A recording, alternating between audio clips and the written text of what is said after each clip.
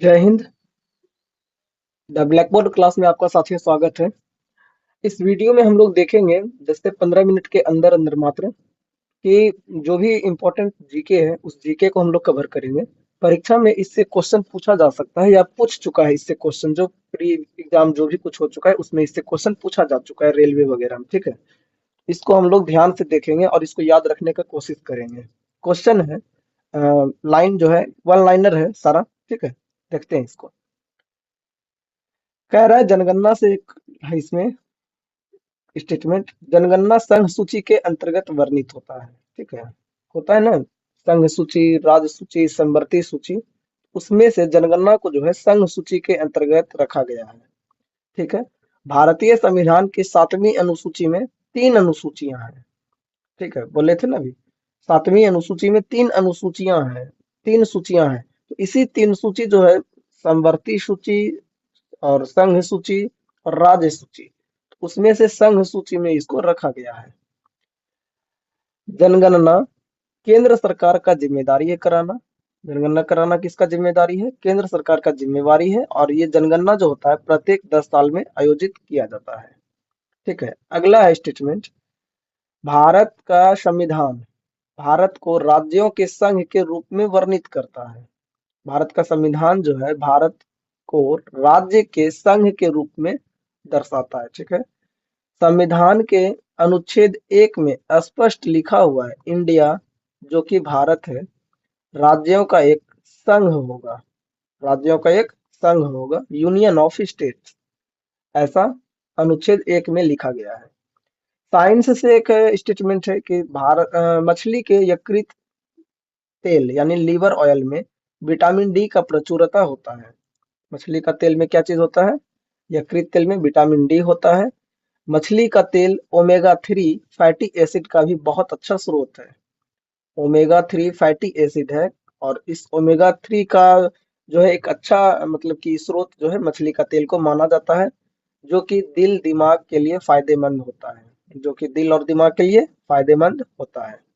Asteroid, क्षुद्र ग्रह, मंगल तथा बृहस्पति के बीच देखे जाते हैं। क्वेश्चन पूछेगा क्षुद्र ग्रह किन 2 ग्रहों के बीच देखा जाता है? तो मंगल और बृहस्पति के बीच में क्षुद्र ग्रह को देखा जाता है।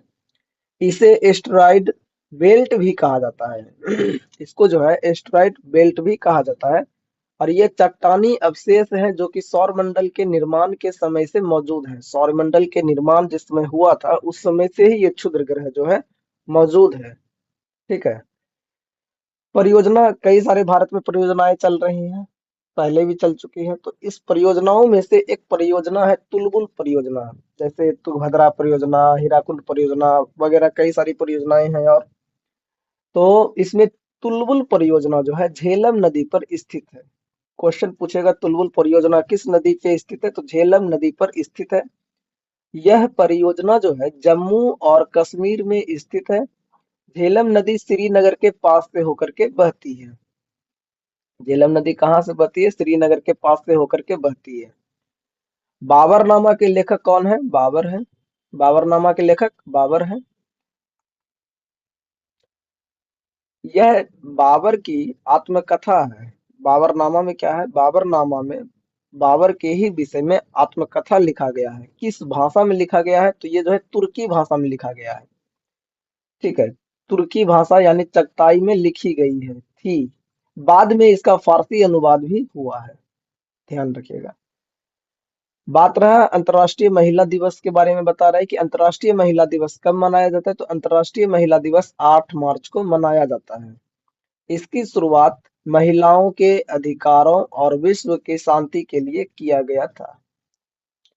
प्रकाश वर्ष क्या है साथियों? तो प्रकाश वर्ष के बारे में बोल रहा है कि प्रकाश वर्ष जो है दूरी का मात्रक है। प्रकाश वर्ष क्या है? दूरी का मात्रक है। एक वर्ष में प्रकाश द्वारा तय की गई दूरी को ही हम लोग प्रकाश कहते हैं। एक साल में जितना दूर तक प्रकाश चलता है इस दूरी को हम लोग प्रकाश वर्ष कहते हैं। यह जो है खगोल पिंडों के बीच दूरी को नापने के काम में आता है। यह खगोल पिंडों के बीच की दूरी को मापने में काम आता है। मतलब 2 खगोल पिंडों के बीच की दूरी को मापने में कौन आता है? प्रकाश वर्ष काम आता है। मतलब इसमें आप ये भी बात कर सकते हैं कि बहुत अधिक लंबाई को या बहुत अधिक दूरी को मापने में हम लोग प्रकाश वर्ष का प्रयोग करते हैं। मानव शरीर का सामान्य तापक्रम कितना होता है? तो 37 डिग्री सेल्सियस होता है। फ़ारेनहाइट में अगर बात किया जाएगा तो 98.6 डिग्री फ़ारेनहाइट होता है। शरीर का तापमान इससे अधिक अगर होता है तो इसको हम लोग बुखार कहते हैं। अगर शरीर का तापमान इससे ज्यादा होता है तो इसको हम लोग क्या कहते हैं? बुखार का नाम देते हैं।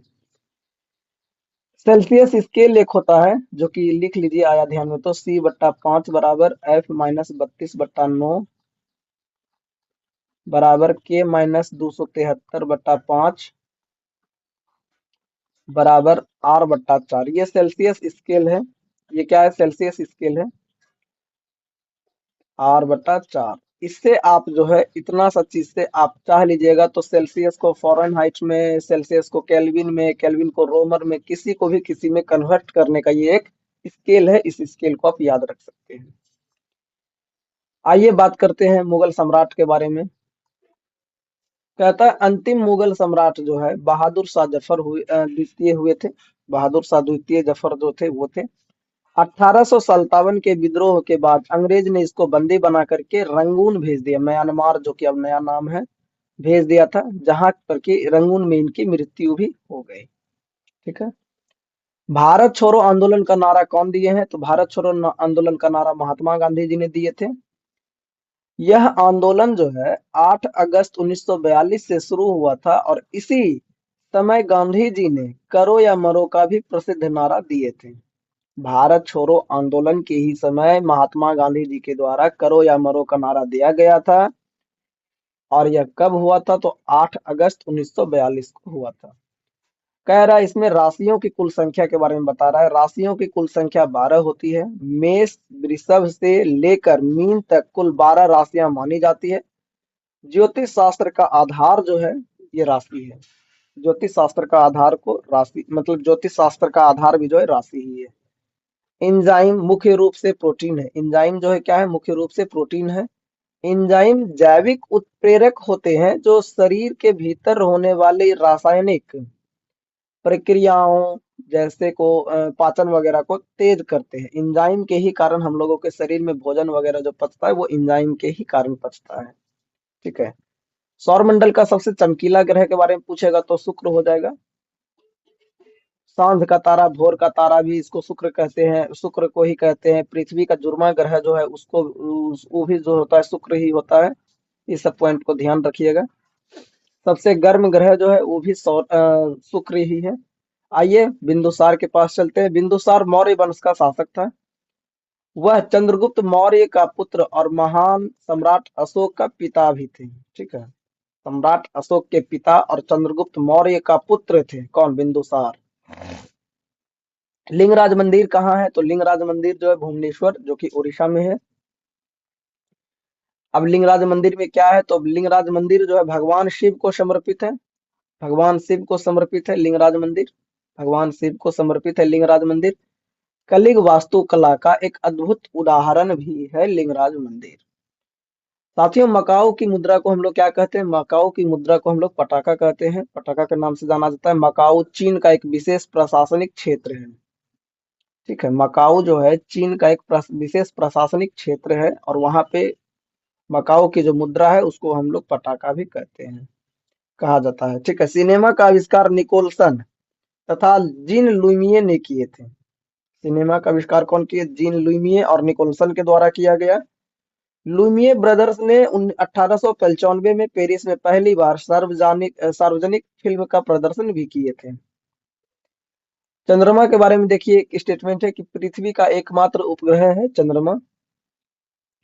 चंद्रमा पृथ्वी की परिक्रमा कितने दिनों में पूरा करते हैं? तो 27.3 दिनों में पूरी करते हैं। ठीक है।